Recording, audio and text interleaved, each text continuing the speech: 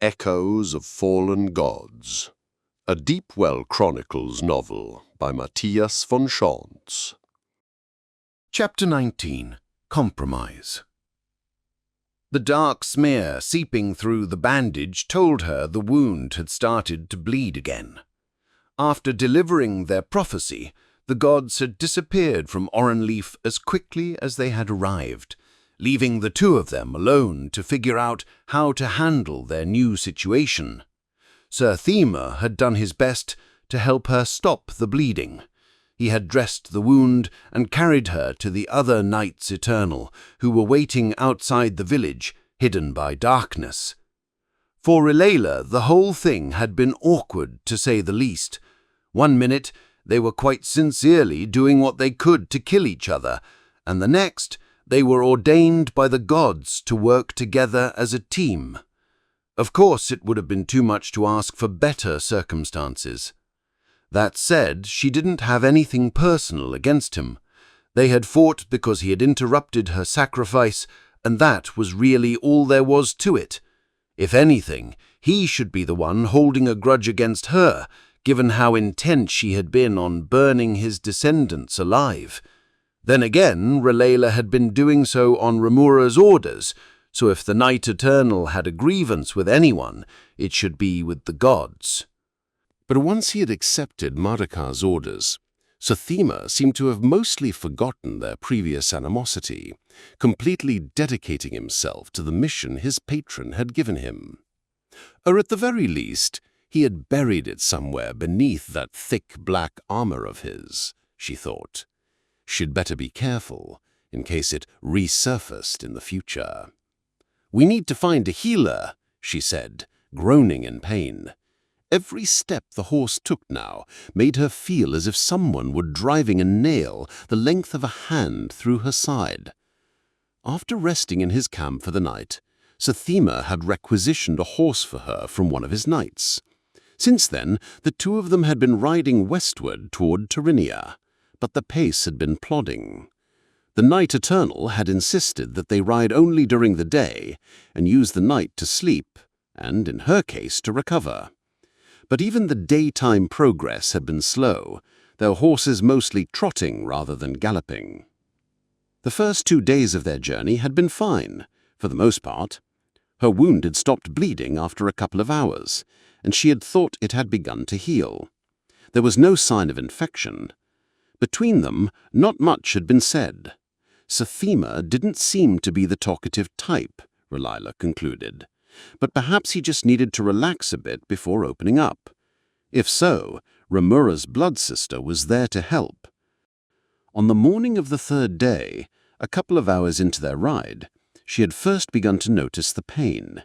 It started as a pinprick, barely noticeable, a rhythmic piercing pain synchronized with the horse's movements.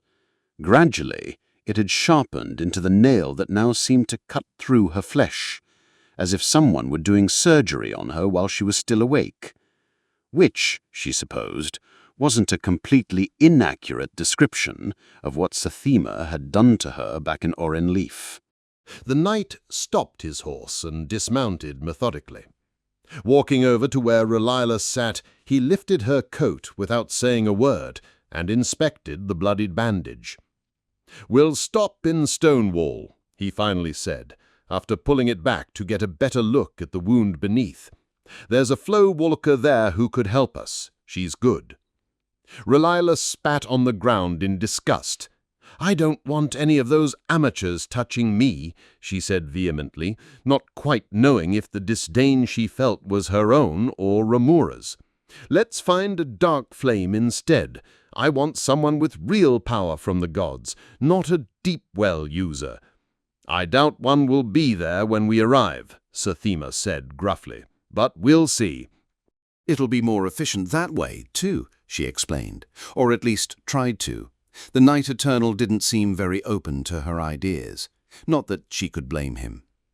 "We can bring her with us to Tyranny," R'lyeh continued. "That way, we already have our dark flame when we get there. Quick and easy."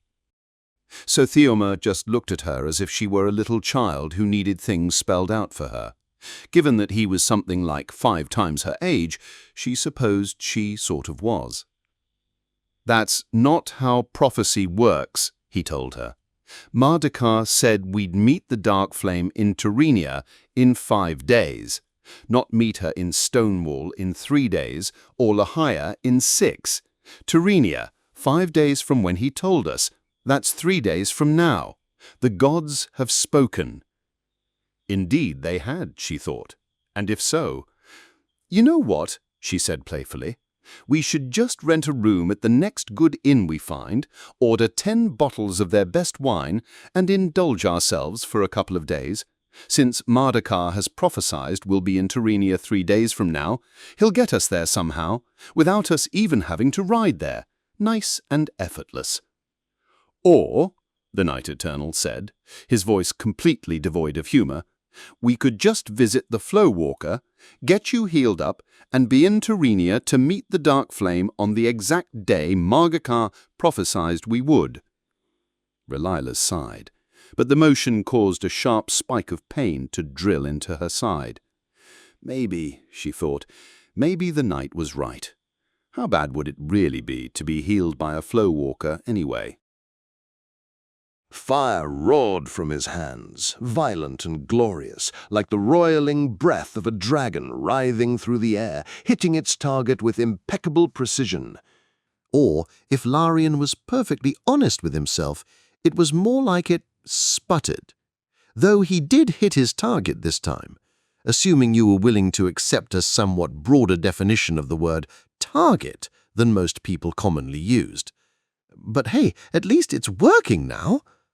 The problem wasn't with his strength, it was with his control. Not only did he have to transmute the air into tiny oil droplets, but he also had to move them at high speed toward his intended target and ignite them simultaneously. Surya had been right all along.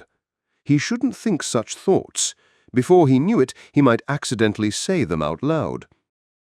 Those steps he could manage, but not precisely enough. If he conjured too much or too little oil in the air, it wouldn't ignite properly. If he moved the oil particles too fast, the flame would die before the fire had time to spread from one end of the stream to the other, unless he increased the amount of oil in the air to compensate. It was all very complicated, all very confusing, and just like Surya had told him, it had nothing to do with strength and everything to do with precision. "Hey, cut it out!" the fisherman's mate shouted, patting down a flame emerging from the crate he was carrying. Pelham, his name was, Larian thought, or Buzzkill.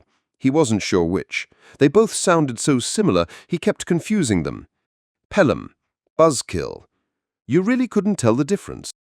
"Sorry," he said to the Agirian, "I've got to get this working before we get to Tyranny." Surya paused to shield practice to turn around and glare at him. What had he done now? "Do you have to go around telling everyone where we're going, Larian?" she asked. Her voice was just a tad less upset than her scowl suggested. He wasn't surprised. He knew she couldn't stay mad at him for long. Still, he had to defend his honor. "It's just Pelham," Larian said. "He's not going to tell anyone." He paused for a second, mulling it over. "You aren't, are you?"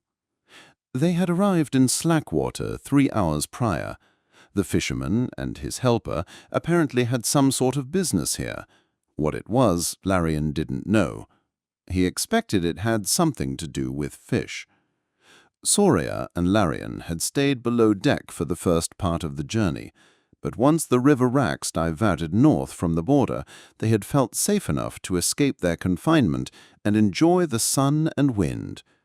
On the whole, the voyage had been quite pleasant. A little more wine, a little less Pelham, and everything would have been just perfect, he thought. Well, maybe with the exception of the smell. Although wine went quite well with fish, this wasn't exactly the way Larian preferred to combine them. The young crewman walked over to where the 2 runaways were training. For a moment he just stood there, as if sizing them up. He'd better be impressed, Larian thought. As far as he knew, Pelham didn't have the slightest inclination toward magic. "So you're going to Tyranny?" the red-haired boy eventually asked. Why? We're going to rescue... Soria cut him off. We're going to rescue my father's business by finding new trading partners there. Ah, that's right. She didn't want him going around telling people what they were actually doing. Pelham just laughed. All right, he said, sure. And you're both mages? Yes, indeed, sir. Larian the Magnificent, at your service. Well, we're getting there, he said. She's the real mage. I'm just trying to learn things on my own. It's kind of new to me, but I think I can do it. Soria's teaching me. She smiled at him, clearly not quite as upset with his transgressions as she pretended to be. Finally, the onyx charm was back and working, of course. Anything else would be unthinkable. You can do it, Larian. Turning back to Pelham, she continued, Actually, I'm new at this too. It's just that I've had some training. He hasn't, yet. So what are you really doing? Pelham asked, clearly hoping for an honest answer this time. Larian started to reply, but quickly thought better of it, and closed his mouth again. We really are going to the capital, Soria told him after a moment's silence. Finally deciding to trust the Aegirian, she lowered her voice when she told him their story. After all, it wasn't the Empire that was after them, though that could change in a heartbeat. I'm going there to rescue my brother from prison, she explained. She tilted her head slightly toward Larian. He's just sort of tagging along. He had some trouble with the law back in the Compact. Pelham looked at Soria's blonde hair, finally putting the pieces of the puzzle together. You're Derimar, he concluded. Your brother was captured in the war? There was both anger and sadness in the girl's voice when she answered, not to mention resolve. He's being held by the Empire. I left the Derimar Deepwell Academy to get him back. Pelham nodded slowly, sadness evident in his eyes. I get it. There's nothing more important than family. The crewman sighed. For a moment he looked like he was carrying the weight of the world on his shoulders. Actually, that'd probably get messy real quick, Larian thought. All right, so maybe Pelham was just carrying a really heavy sack of grain, but still, no man should have to do that. That's what you had servants for. The young Aegirian hesitated, seemingly thinking things over. Then, after what felt like an eternity, he finally asked what had clearly been weighing on him. Can I come with you? Oh, that was a good one.